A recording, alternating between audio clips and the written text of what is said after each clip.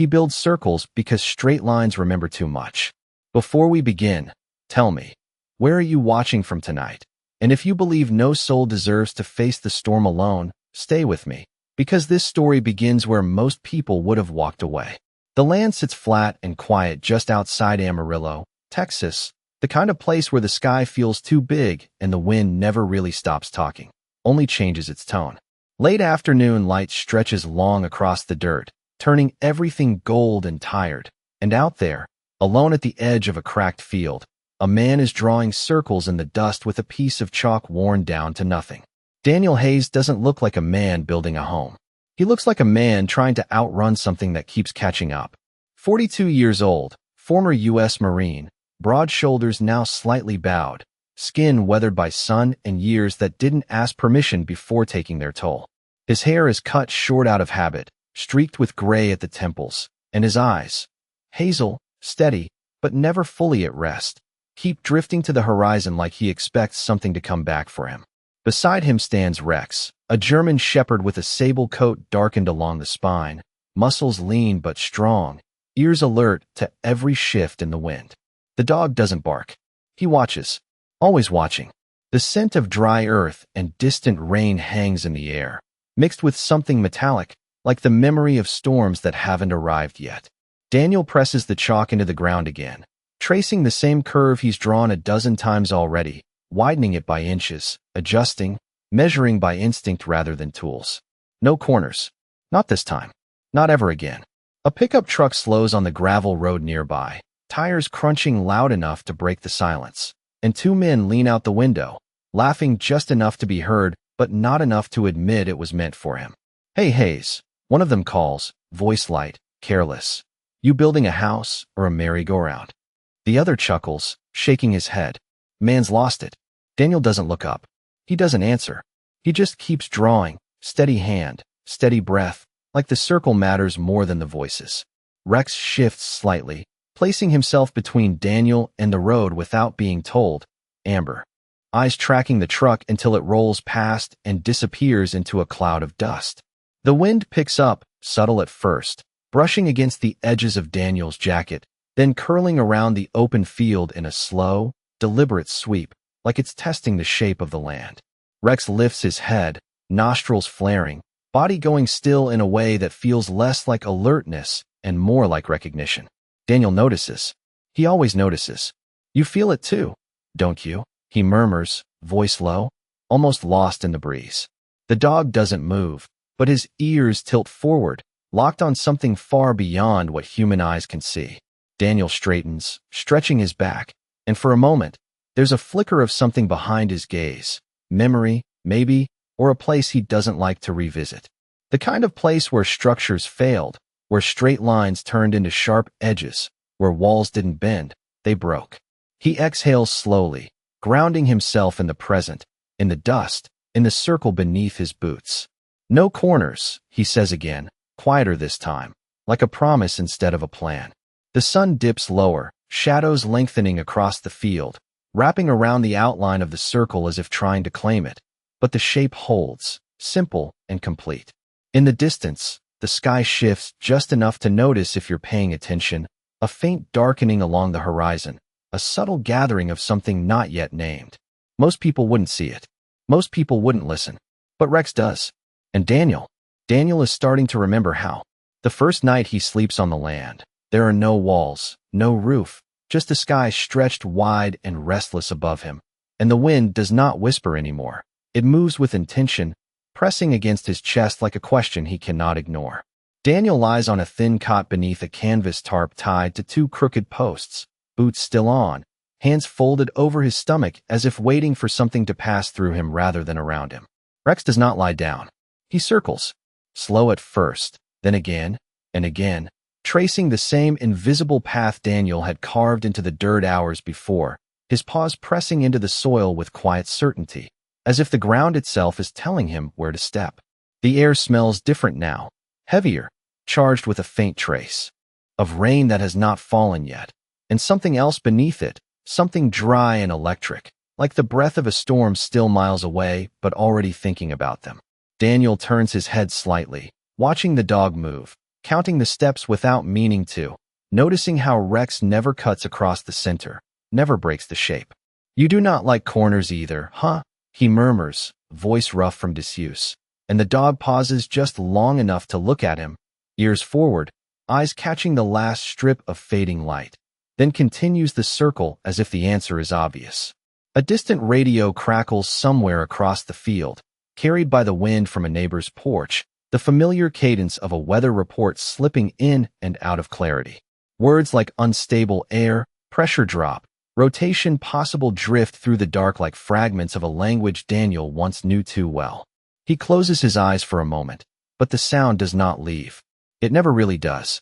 There was a time when warnings came too late, when structures stood proud and straight until they did not, when the difference between standing and falling was measured in angles no one questioned until it was over. His jaw tightens, breath steady but shallow, and he sits up slowly, the cot creaking beneath him. Rex stops immediately, coming closer, not touching, just close enough that Daniel can feel the heat from his body against the cooling air.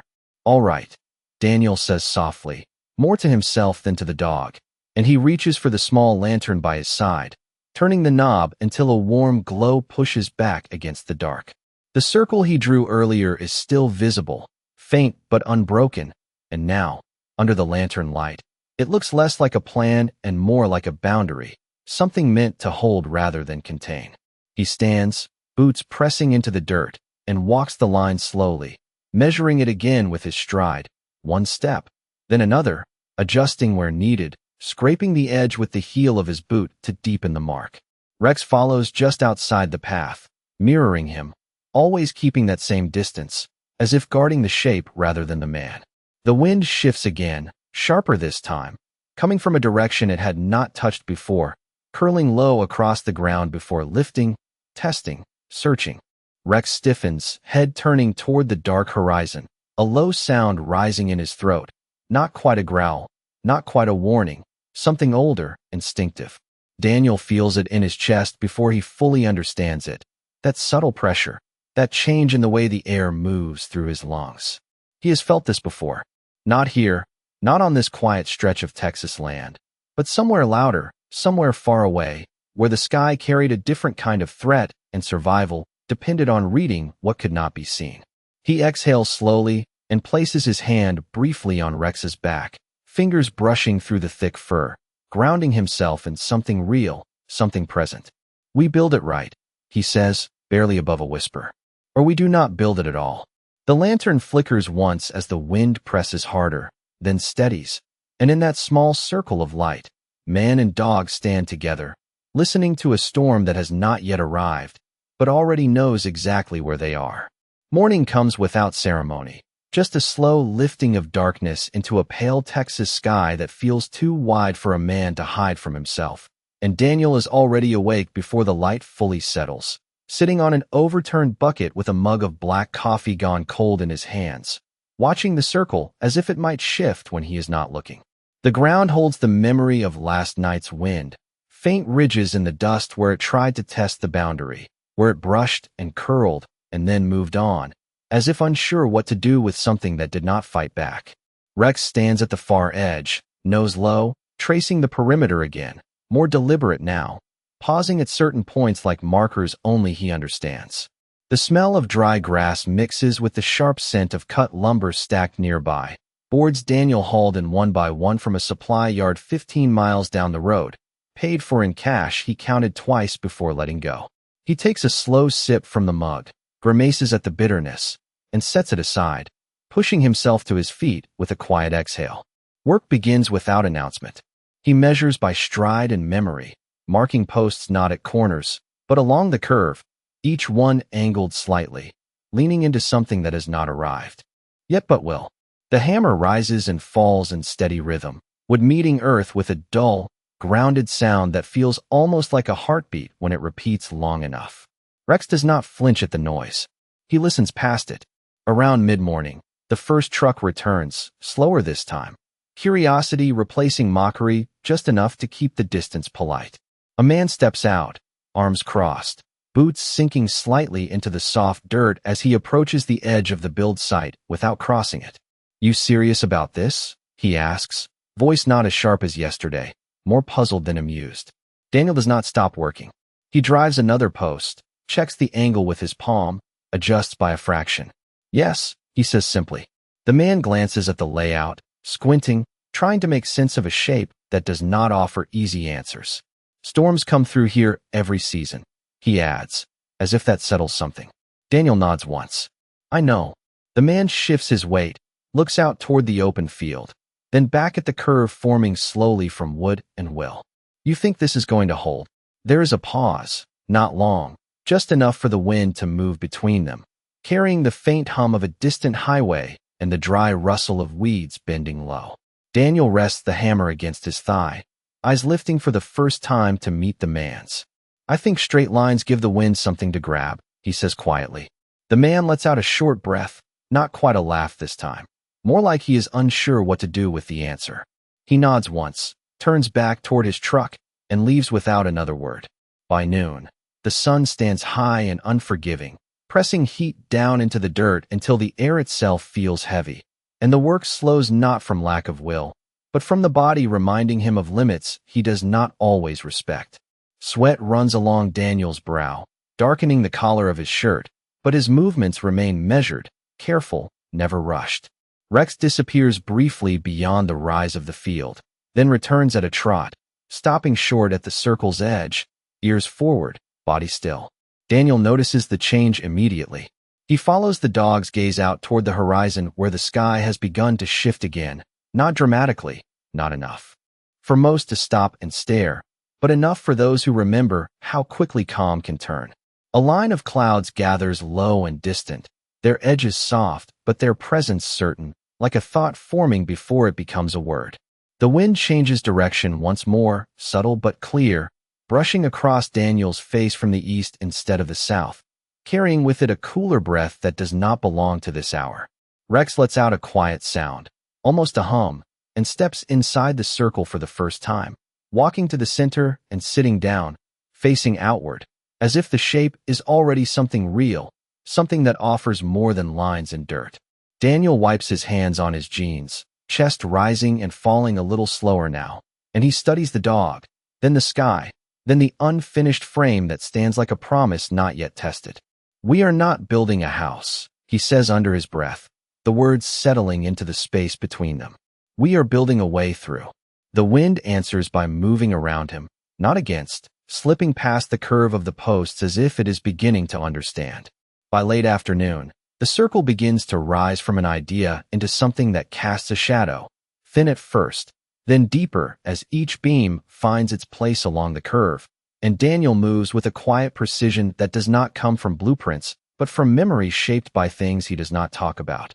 The posts stand now at nearly 8 feet, angled just enough to lean into the invisible path of the wind, connected by bent beams he cut himself, coaxing straight lumber into a curve with patience instead of force, soaking them in water, letting them soften before guiding them into shape. The scent of wet wood mixes with sun-warmed dust, and every now and then, a breeze slips through the frame and does something strange. It does not push, it glides, following the arc as if the structure is already teaching it how to move. Rex notices first. He always does. The dog walks the inside perimeter slowly, head tilted slightly, watching the air the way other dogs watch movement, tracking something that cannot be seen but can be felt.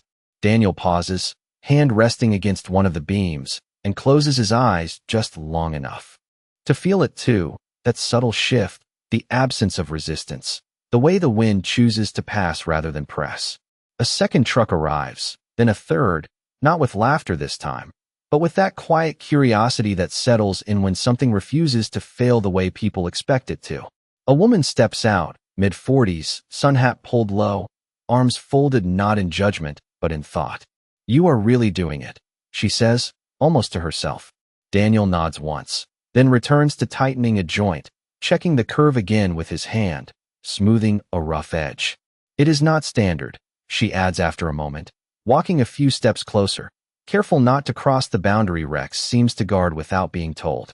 Daniel gives a faint, almost invisible smile. Neither is the wind. The woman studies the frame, eyes following the continuous line. No break, no corner, nothing for the gaze to catch and stop on. My husband says you are wasting time, she says, but her tone does not carry agreement. Daniel shrugs lightly. Time is going to pass anyway. She exhales softly, looking out toward the horizon where the sky has grown heavier, the blue thinning into a pale gray that stretches wider than it should for this hour. Storm season is early this year, she murmurs. Daniel glances up, just briefly. It always comes earlier than people think. She nods, then turns back toward her truck, but before she leaves, she sets something down near the edge of the site, a small cooler, nothing fancy, just enough to hold water and maybe a sandwich. For the heat, she says, not waiting for thanks. Daniel watches her go, then looks down at the cooler, then at Rex, who has already returned to the center, sitting again, facing outward, ears tuned to a frequency beyond human hearing. The sun begins its slow descent, but the light does not soften the way it usually does. It feels filtered, strained, as if something is gathering behind it, waiting for the right moment to step forward.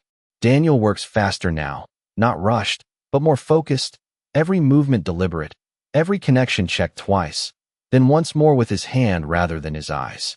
He adds the first layer of outer panels, curved to match the frame, leaving small gaps near the base, not mistakes, but choices, places where air can enter and leave without building pressure. Rex rises suddenly, moving to one section of the wall, placing his paw against it, then stepping back, watching. Daniel follows, kneels, adjusts the panel by an inch, then another half, until the gap aligns with something only the dog seemed to sense. You remember better than I do, he says quietly, voice steady but softer than before. The wind answers, not with force, but with movement, threading through the openings, curving along the surface, then lifting away, like water around a stone. In the distance, a low rumble rolls across the flat land, not loud enough to startle, but deep enough to be felt in the chest. Daniel straightens slowly, eyes fixed on the horizon where the clouds have begun to stack, layer upon layer, their edges darkening, their shape no longer soft. Rex steps closer, pressing lightly against Daniel's leg for the first time since they arrived, not seeking comfort, but offering it. Daniel rests a hand on the dog's head, fingers still, grounding, and for a moment, the two of them stand in silence, listening to something that is no longer far away. We are close, Daniel says under his breath, not as a guess, but as a recognition. The structure behind him curves gently, incomplete, but already different, already answering the wind in a language most people have forgotten how to hear, and as the first distant gust moves across the field, bending the grass in a slow, deliberate wave, it does not strike the frame, it bends with it, as if the shape itself has begun to teach the storm how to pass. By early evening, the sky no longer pretends to be calm. It stretches wide and restless, layers of gray folding into one another like something breathing just beyond sight. And the air carries that unmistakable tension, the kind that settles into the bones before it ever shows itself to the eye. Daniel stands inside the frame, now nearly enclosed, the curved walls rising to meet a ring beam that pulls the structure together into something whole, something continuous, and for the first time, there is a sense that the circle is not just drawn, it is held. The scent of rain grows stronger, mixing with the sharp edge of ozone, and the wind no longer drifts. It moves with purpose, circling low across the ground, testing, learning. Rex is already at the center, but he does not sit this time. He stands, legs firm, head turning in slow, precise movements, tracking shifts that come too fast for anything human to follow. Daniel works with quiet urgency, fastening the last curved panels into place, each one sliding into alignment with a soft, final sound that feels less like construction and more like completion. His hands move steady, but there is a weight behind each motion now, an awareness that time is narrowing, that whatever is coming will not wait for him to finish twice.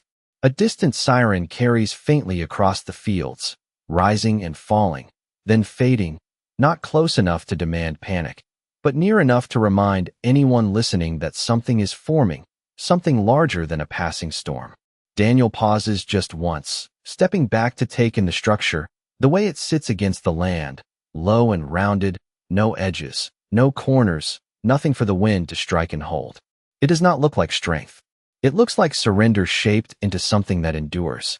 Rex lets out a low sound, sharper now, and moves toward the entrance, then stops, turning back as if to check that Daniel understands. He does. Almost, Daniel says quietly, grabbing the last piece. A reinforced door curved to match the wall, heavier than it looks, built not to resist, but to seal. He fits it into place, secures it with simple latches, no complicated locks, just enough to hold when it needs to.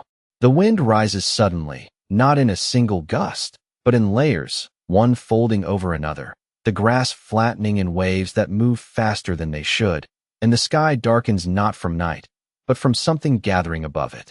Dust lifts from the ground and dances along the outer curve of the cabin, tracing the shape, wrapping around it instead of crashing into it. And for a moment, it is visible, the way the air chooses its path when there is nothing sharp to interrupt it. Daniel steps inside, pulling the door closed behind him, and the world changes. The sound does not disappear, but it softens, diffuses, no longer striking, no longer pressing in one direction, but moving around, above, beneath, like water flowing past a stone set deep in a riverbed. Rex moves to the center and lowers himself slowly, eyes still. Alert, ears tuned, but his body settles in a way it has not since the sky began to shift. Daniel leans back against the curved wall, hand resting flat against the wood, feeling the vibration, the movement, the way the structure responds not by resisting, but by bending with what it cannot control. His breathing slows, matching something deeper, something steadier than the storm building outside. The siren fades completely now, replaced by the growing voice of the wind itself, a long, low sound that rises and falls without rhythm, carrying with it the scent of rain finally breaking somewhere not far away. Daniel closes his eyes for a moment, not in fear, but in recognition, the kind that comes when a memory meets the present and does not have to fight it anymore.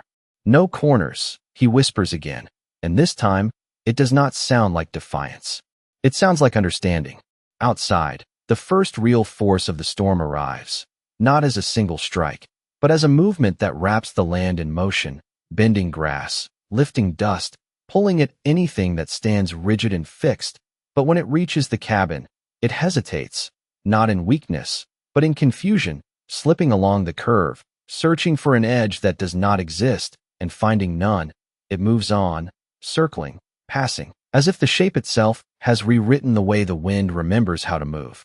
The storm does not arrive all at once. It gathers itself, layer by layer, until the air outside becomes something alive, something that moves with intention rather than chance. And inside the curved walls, Daniel feels it before he hears it, a deep shifting pressure that settles into the structure like a hand testing the strength of what stands against it.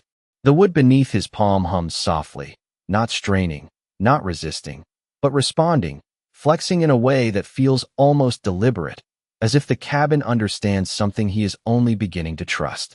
Rex lifts his head, ears sharply forward now, eyes fixed on the door as the sound outside changes, rising from a steady rush into something more complex, a layered voice of wind folding over itself, circling, searching. The light inside dims slightly as the sky beyond darkens further, and through the small openings near the base, the movement of dust and air becomes visible, not chaotic, but patterned, flowing. In curved paths that mirror the shape of the walls, Daniel breathes slowly, counting without realizing it, grounding himself in rhythm rather than noise, in the steady presence of the dog at the center rather than the shifting force beyond the door. The temperature drops in a sudden, noticeable shift, the kind that makes the skin tighten and the lungs draw in deeper without permission, and with it comes the unmistakable scent of rain carried fast across open land. A low sound builds, not sharp, not sudden, but continuous, like a long note held just at the edge of breaking, and Daniel recognizes it, not as danger, but as approach. Rex stands now, moving closer, not restless, but alert in a way that speaks of readiness rather than fear, his body angled slightly toward Daniel, as if keeping both him and the unseen movement outside within reach. "Easy," Daniel murmurs, though his voice is more for himself than for the dog, and he presses his hand more firmly against the curved wall, feeling the way the structure distributes the force, how nothing gathers in one place, how everything moves around. Outside, something larger passes near, not striking, not tearing, but sweeping across the land with a presence that bends everything in its path. And for a moment, the sound deepens, a low rolling current that circles the cabin, searching for something to catch. The walls do not answer with resistance. They offer no edge, no corner, nothing for the wind to hold on to. And so it moves, slipping along the curve, rising slightly, then dropping again, like water redirected by the smooth surface of stone. Daniel opens his eyes and looks toward the door, not with fear, but with a quiet awareness, the kind that comes when a man realizes he is no longer standing against something, but within it, moving with it in a way that does not demand control. Rex lets out a soft breath, the tension in his frame easing just enough to show that something has changed, not outside, but in the way the storm chooses to move around them.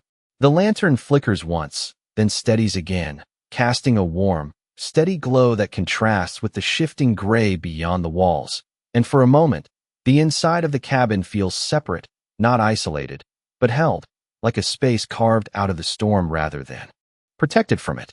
Another surge of wind follows, stronger than the last, sweeping across the land in a wide arc, and Daniel feels the structure respond again, not by holding rigid, but by giving just enough, bending in small, controlled movements that release the pressure rather than absorb it.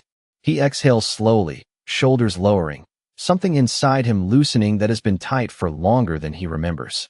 "That is it," he whispers, not as a statement, but as a realization, and his gaze drops briefly to Rex, who meets it with that steady, unwavering look that has never asked for explanation. Outside, the sound begins to shift again, not fading, but changing direction, moving past rather than toward, the intensity redistributing across the field, and through one of the lower openings, Daniel catches a glimpse of the dust patterns altering, no longer circling tightly, but stretching out, carried away along a path that does not intersect with where they stand. The storm has not ended. It has chosen a different way to move. And inside the circle, man and dog remain still, not untouched, but unharmed, listening as the wind, having found nothing to break, continues on its way. For a long moment, there is only the sound of movement leaving, not silence, but distance, as if the storm has taken a breath and decided not to spend it here. And Daniel does not move right away. He remains where he is, hand still resting against the curved wall, listening carefully to what is no longer pressing in. The air inside feels different now, not still, but calmer, the kind of calm that comes after something has passed close enough to matter, but not close enough to break. Rex lowers himself slowly back to the center, his posture no longer rigid, his breathing steady, eyes still alert, but no longer searching for what has already chosen its path. Outside, the sound continues to drift farther, the long, low voice of the wind stretching across the open land, carrying its weight elsewhere, and through the small gaps near the base, Daniel sees the dust patterns flatten, no longer spiraling, no longer circling, just moving forward in a direction that does not return. He exhales, deeper this time, a breath that seems to come from somewhere older than the moment, and he pushes himself away from the wall, walking slowly toward the door. His hand hesitates on the latch, not from fear, but from something quieter, something that feels like respect for what just passed.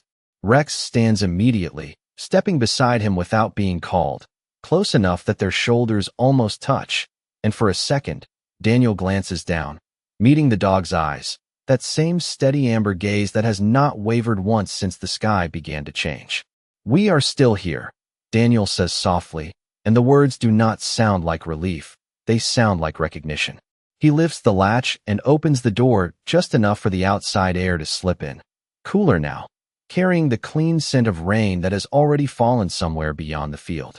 The light is different, dim but no longer heavy. The sky a shifting gray that no longer feels like it is building towards something, but easing away from it. He opens the door wider and steps out, boots pressing into the dampening dirt, the ground darker where the first traces of moisture have begun to settle. The field stretches out before him, and for a moment, it looks untouched, the grass bent and wide, smooth arcs rather than torn, the dust laid down instead of lifted, as if the storm chose to pass through without leaving a mark where it did not need to. He turns slowly, taking in the cabin from the outside.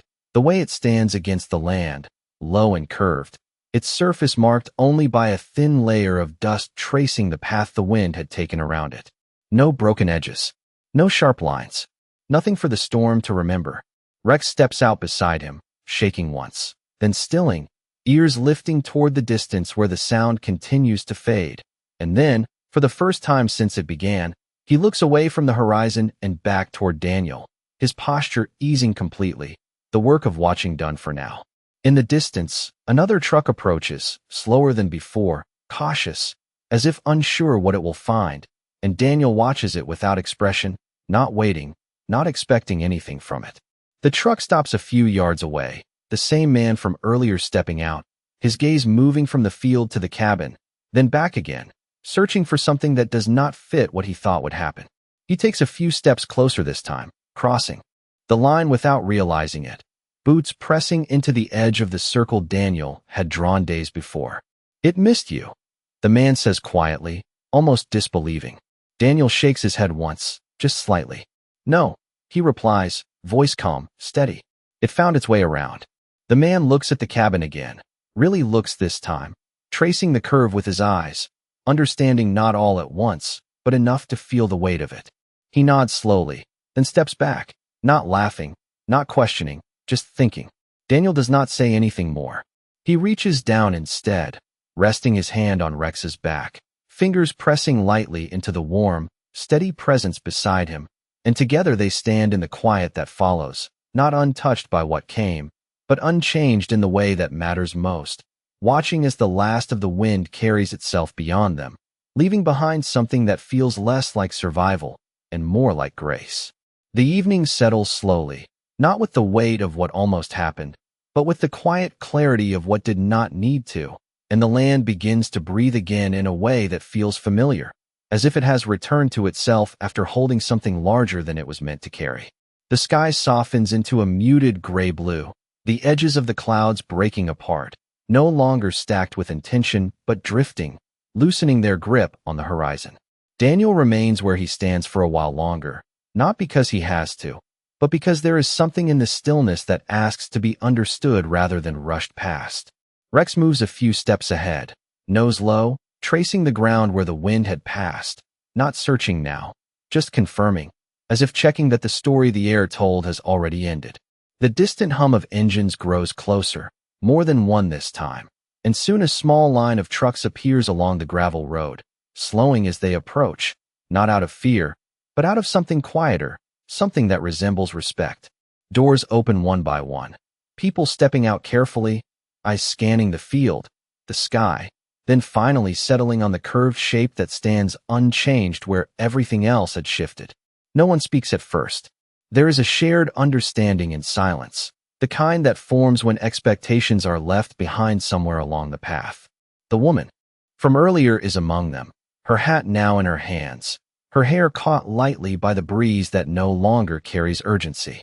She walks closer than before, stepping fully into the circle without hesitation, her gaze moving along the walls, following the curve with a slow, deliberate attention.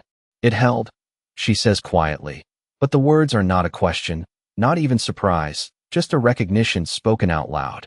Daniel nods once, his expression calm, unchanged, as if the outcome had never been uncertain, though the truth of that remains unspoken. Another man steps forward, older, his posture stiff with years of habit, and he runs his hand along the outer surface of the cabin, feeling the smooth line, the absence of edges, the way his palm never catches on anything that interrupts the motion.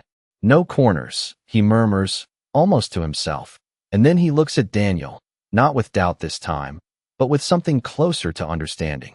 Daniel glances down at Rex, who stands beside him, steady, quiet, the same as he has always been, and he reaches down, resting his hand briefly against the dog's neck, fingers pressing gently into the fur as if grounding both of them in the same moment. "He showed me," Daniel says simply, his voice low, carrying just enough to be heard without asking for attention. The group falls quiet again, not out of uncertainty, but because there is nothing left to argue, nothing left to explain. The field stretches wide around them, untouched in the way that matters, the grass bending softly under a wind that has forgotten its urgency, the air cool and clean with the scent of rain that never needed to fall here to prove its presence. One by one, the neighbors begin to move, not leaving entirely, but stepping closer, some placing hands against the curved wall, others standing just inside the circle, looking outward as if seeing the land differently than they had before. Daniel does not guide them. He does not explain. He simply stands, watching as they begin to understand in their own time. Rex lowers himself near the center once more, head resting lightly on his paws, eyes half closed but still aware, as if the work of watching never fully ends, only changes form. The last light of the day settles over the field, soft and even, and for a moment, everything feels balanced, not because the storm is gone, but because something within it has been met without resistance. Daniel lifts his gaze to the horizon one last time, then back to the quiet circle around him, and there is no triumph in his expression, no victory to claim, only a quiet acceptance of what has been learned and what has been given. The wind moves gently across the land, brushing past the cabin without pause, as if it has already decided there is nothing here it needs to take, and in that passing, something unseen lingers, not in the air, but in the way the moment settles, leaving behind a silence that does not feel empty, but complete. The night settles in fully now, not with darkness that hides, but with a quiet that reveals what remains when everything else has passed, and the small circle of land where Daniel stands feels different from the rest of the wide Texas field, not because it is untouched, but because it has been understood. One by one, the neighbors drift back toward their trucks, slower than they arrived, their voices low, carrying pieces of something they have not yet found words for, and no one laughs this time. No one points. They leave with glances over their shoulders, not at the man, but at the shape that stands behind him, as if trying to remember it, to carry it with them into whatever comes next. The woman lingers the longest, her hand resting lightly against the curved wall, her fingers tracing the grain of the wood, as though it might explain itself if she listens long enough. It does not fight it, she says finally, her voice soft, almost thoughtful. Daniel shakes his head once, slow, certain. No, he replies. It lets it pass. She nods, and there is something in her expression that softens, something that looks less like understanding and more like relief, as if a question she did not know how to ask has already been answered. She steps back then, offering a small, quiet smile before turning away, leaving Daniel and Rex alone again with the land and the fading sound of engines disappearing into the distance.